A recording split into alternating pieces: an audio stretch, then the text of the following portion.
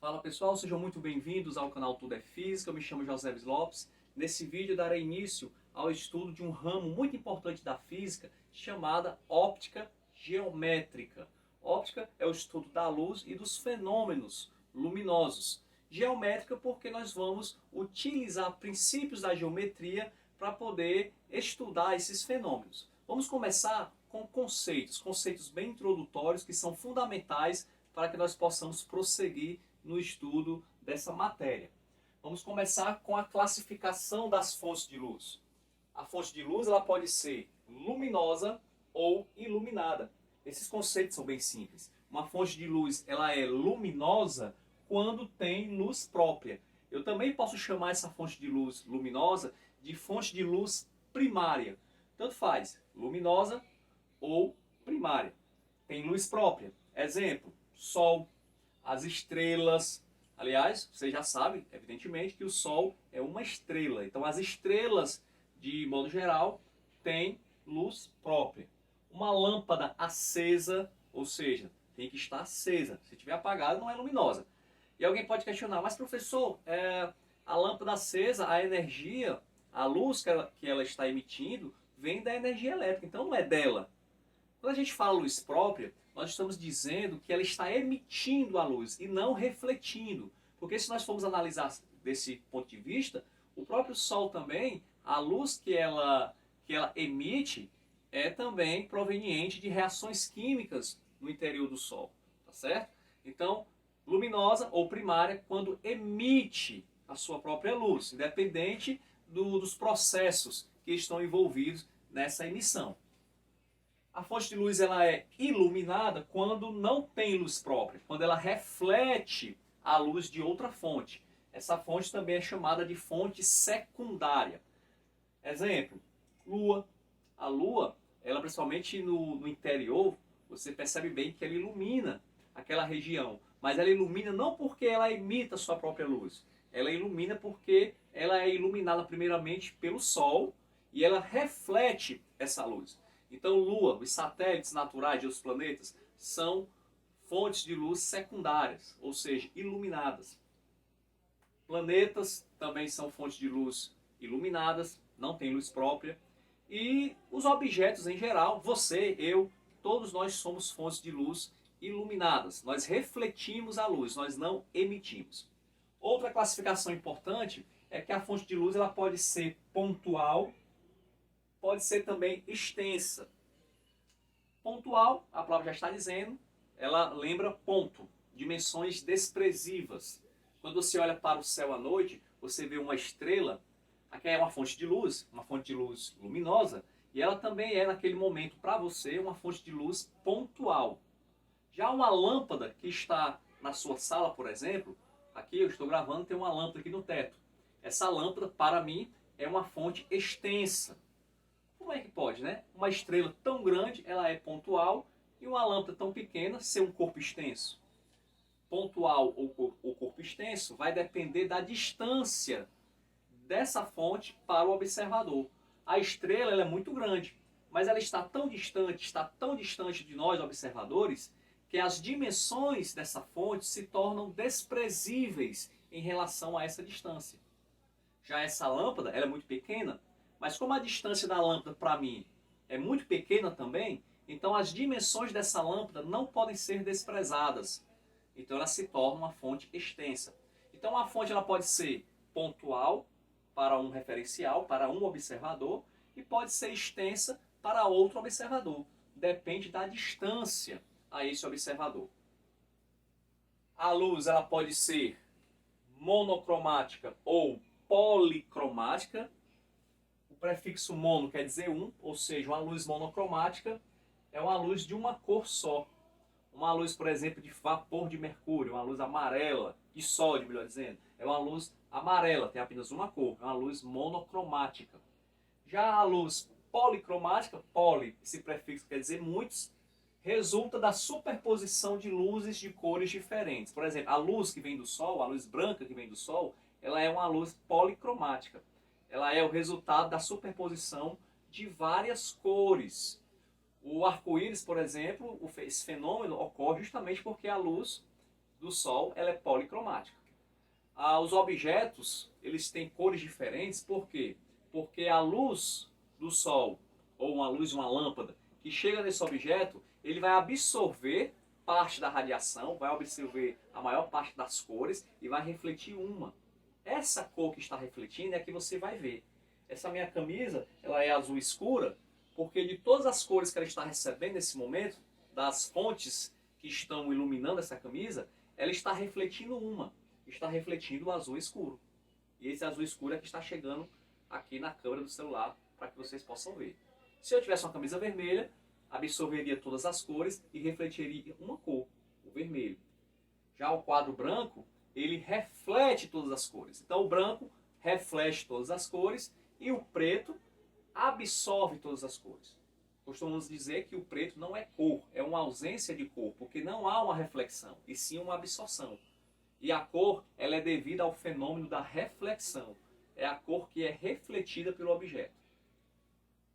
Meios de propagação da luz. A luz se propaga em 3 tipos de meios. Meio transparente, meio translúcido, meio opaco. No meio transparente, nós temos aqui um objeto qualquer, a luz ela consegue atravessar o objeto e o observador que está do outro lado vê os objetos que estão além desse meio. No entanto, essa luz, ela, ao atravessar o meio, ela sofre desvios. Esse fenômeno chama-se refração. Não é reflexão, refração. Vamos ver com mais detalhes na frente. Então, meio transparente. A luz consegue atravessar esse meio. É possível ver os objetos que estão do outro lado do meio. Meio translúcido. A luz atravessa o meio, porém não de forma regular. Parte da luz não atravessa, é refletida. Então quem está do outro lado do meio consegue ver os objetos na outra posição, no entanto não consegue vê-los com nitidez. A imagem ela não é tão nítida, ela é embaçada, como uma imagem que você vê quando você está no banheiro e você tem lá o seu box do banheiro, o box está molhado, você consegue ver o que está além, no entanto você não vê com nitidez. Ali é um exemplo de meio translúcido. Já o meio opaco, a luz é absorvida ou refletida. O observador não consegue ver o que está além. Uma parede, por exemplo, é um meio opaco. Quarto ponto, princípios da óptica geométrica. São 3 princípios. O primeiro princípio, propagação retilínea da luz. O que é que esse princípio diz? Que nos meios homogêneos e transparentes, a luz se propaga em linha reta. O ar, por exemplo, é um meio homogêneo, ou seja, as moléculas dos diversos gases se distribuem de maneira homogênea pela atmosfera e é um meio transparente. Nesse tipo de meio, a luz se propaga em linha reta. Diferentemente do som, o som ele contorna obstáculos. Já a luz, nesses meios, não. É em linha reta. E nós temos algumas aplicações bem interessantes, como a câmara escura, mas eu vou falar sobre isso em outro vídeo. Os eclipses, tanto solar quanto lunar, ocorrem porque a luz se propaga em linha reta. O eclipse solar, a Lua fica entre a Terra e o Sol. Aqui nós temos um desenho totalmente sem escala, obviamente. O Sol é muito maior do que a Terra e a Lua, está muito mais distante da Lua e da Terra, mas para efeitos didáticos esse desenho ele é importante. O Sol é a fonte, a Lua é um corpo opaco, vai projetar uma sombra na Terra. Essa sombra, nós temos aqui a sombra e nós temos a penumbra, que é essa região, essas 2 regiões aqui nas extremidades. A sombra, também chamada de umbra, é a região onde não há nenhum raio de luz. Já a penumbra é uma região onde parte da luz chega. Nós teríamos então um eclipse parcial aqui nas penumbras. Só é possível ter penumbra se a fonte luminosa for uma fonte extensa. Fontes pontuais não conseguem projetar penumbras, apenas as fontes extensas. No caso, o Sol. É uma estrela, mas está muito próxima da Terra, então é uma fonte extensa para nós. Então, Sol, Lua, Terra, eclipse solar. Se você trocar a Terra e a Lua, colocando a Terra agora como obstáculo e a Lua como anteparo, ou seja, anteparo é onde será projetada a imagem ou a sombra. Isso é um anteparo. Nesse caso aqui, a Lua ficando nesse cone de sombra, ela não tem luz própria, então ela ficará na escuridão. Não será possível um observador na Terra ver a Lua, porque a própria Terra está projetando uma sombra na Lua. Então aqui é um eclipse lunar. Segundo princípio da reversibilidade dos raios de luz. Ou seja, os raios de luz, eles percorrem caminhos, tanto faz de ida ou de volta, pela mesma trajetória. Exemplo, você tem aqui um espelho. De um ponto A parte um raio luminoso, reflete no espelho e vai para o ponto B. Se você pegar agora essa fonte luminosa e fazer com que ela parta do ponto A, atingindo o mesmo ponto aqui no espelho, vou chamar de ponto M, ela também atingirá o ponto A. É o mesmo caminho, a mesma trajetória, no entanto, apenas com reversão de sentido. Um exemplo muito interessante disso, quando você está no automóvel, no banco de trás, por exemplo, se você olhar para o retrovisor interno e você conseguir ver os olhos do motorista, com certeza o motorista também está vendo os seus olhos. Se você se desvia e o motorista sai do seu campo de visão, do espelho, com certeza você também saiu do campo de visão dele. Porque o raio de luz, tanto faz de A para B ou de B para A, percorre a mesma trajetória. E finalmente, ponto C, terceiro princípio da propagação da luz, aliás, terceiro princípio da óptica geométrica, independência dos raios de luz.